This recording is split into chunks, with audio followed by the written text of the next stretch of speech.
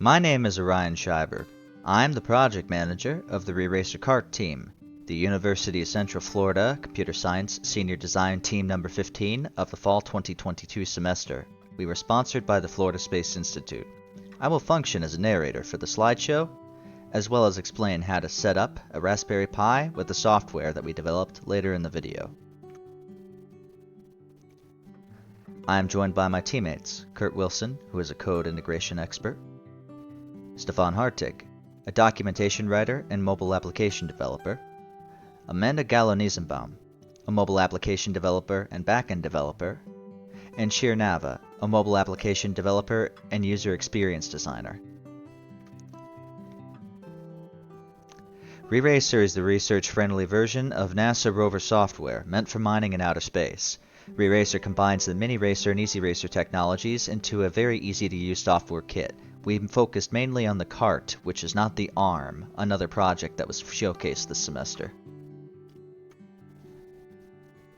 RE-RASSOR's primary use is for education and research. The physical rover consists of parts that you can buy and 3D print over the course of about a month, and students can assemble a RE-RASSOR from scratch in about 30 minutes. Everything that we've used is free and open source. From the design of the rover and the software controlling it, is under the MIT license with some slight exceptions. Broader impacts of our project, like I said, is to expand access for kids. Kids don't have much experience with robotics in schools these days unless they are part of a techie high school. It will help additionally pioneer mining in outer space, as the software is very easy to use and play with.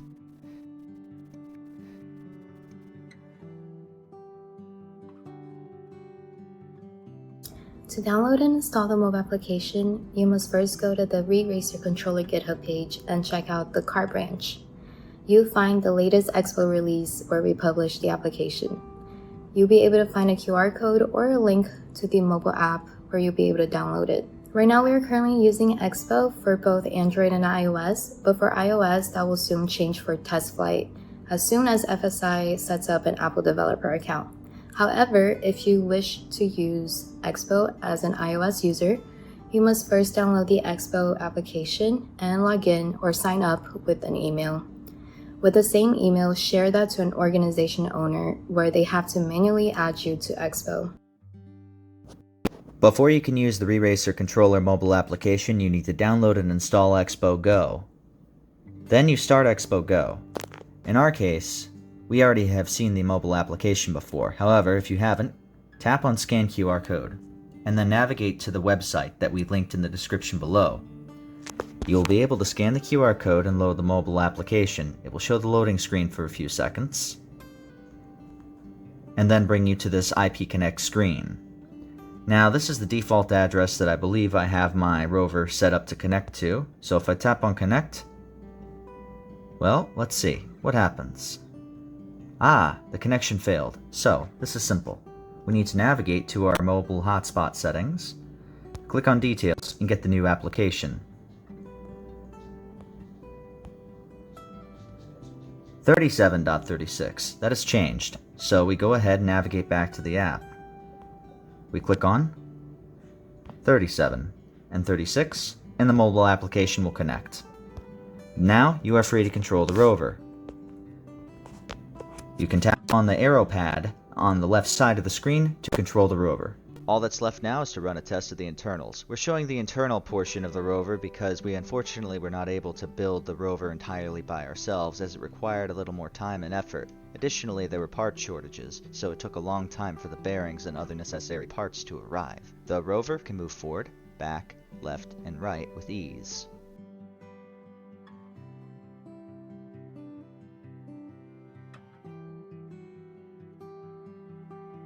I've went ahead and a flash drive to my computer. To show how easy it is, you first take your ISO or image file. In this case, this is an ISO. You go ahead and load it up. Then you select your target as the SD card reader USB device. Then you just click Flash. Currently, the image is not hosted online as there's not enough LFS space in our current GitHub repositories. This will be corrected in the future, and it will be able to be found at the link below. Once the flash process is complete, you just simply need to eject your SD card from the SD card reader and then plug it into the Raspberry Pi. There are additional options that you can set up using Ubuntu, such as the wireless network you wish to have the device connected to. However, for the purpose of this demo, it will connect automatically to my phone.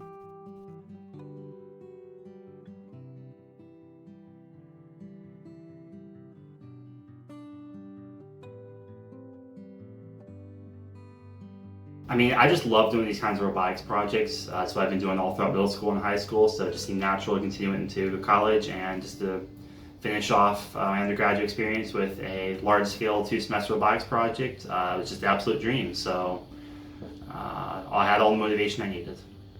I really wanted to choose a project that was years in the making. I thought it would be really interesting to have like a big project where I have to jump in like head first.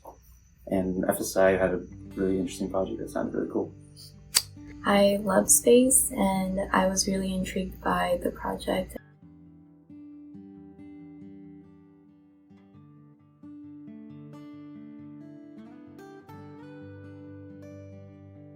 We used an agile development flow, so it's one of those cases where we're constantly taking this part bit by bit, little by little, so it made it really easy to just throw in stakeholder feedback as we went. If we had to revisit something, oh well, we had to.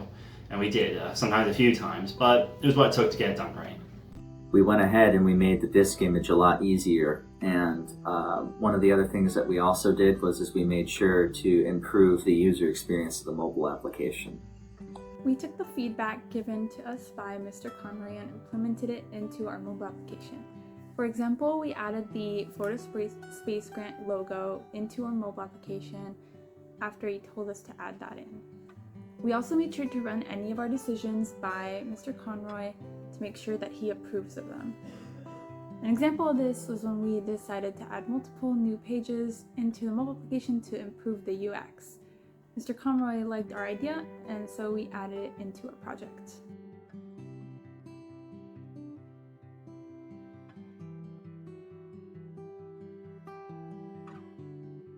During planning, so before we actually started implementing our project, our rover, there weren't a lot of documentation available for us, so we had to do our own digging and our own research. And the previous project, the previous team didn't have everything done as we thought it would be, so we just had to fix a lot of things to get our project moving. There was a point in time where several people got sick. In fact, somebody got sick with COVID again just right now. So, being healthy, staying healthy, or, being able to have a good sleep schedule was one of the biggest challenges I think our team faced. One of the biggest challenges was finding parts for the whole project. We're in the middle of an electronic shortage right now, so even if we could find the parts, we had to make sure that the parts would also be available to the end users of the product. So making sure everything would work not only with the parts we had here, but with parts that might be substituted in the future. One of our biggest challenges that we faced during planning of our project ended up being 3D printing of the rover. Because of the physical rover component of the project, we were tasked with 3D printing many rover parts, some of which were very large in size, taking up much more time and filament to print. In the beginning, we didn't see this as an issue, but then we started experiencing printer issues and failed prints at the printers at FSI. We were also supposed to be helped out by a mechanical engineering team, but that did not end up happening. To overcome these obstacles, we decided to utilize the Innovation Lab as well as our own personal printer to finish printing the parts, and we ended up printing all of the rover parts.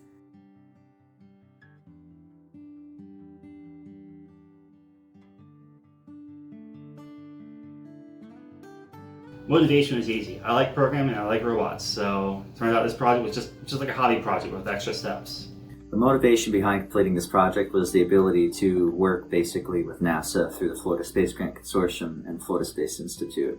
Working with them was a very valuable experience. I think my teammates were a really big motivation for me. We had really good teammates. They were constantly communicating, and I feel that that's one of the biggest things in any project. Even if it could be the most interesting project in the world, if you don't have good teammates, then you don't have a good project.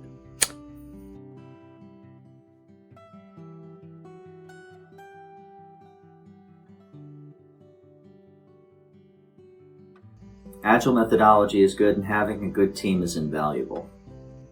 Stay organized, communicate a lot, and always have a plan. Definitely have plans for the project. So have Jira or just have some agile methodology going for your project, making sure everything is organized and all of the team members can see what you're doing and your progress with it. You don't always get everything you're promised. Sometimes some parts were missing, late, or just plain out of spec. So we had to do a lot of improvising. But I think in the end it helped us make a stronger product because we made everything's made adaptable, which is great because the whole target audience for this is education anyway. So not everything is going to be up to spec when they're putting together. So it has to be modular and adaptable. And I think even though we had to make trade-offs and workarounds, I think it ended up coming across. It ended up making us make a stronger product.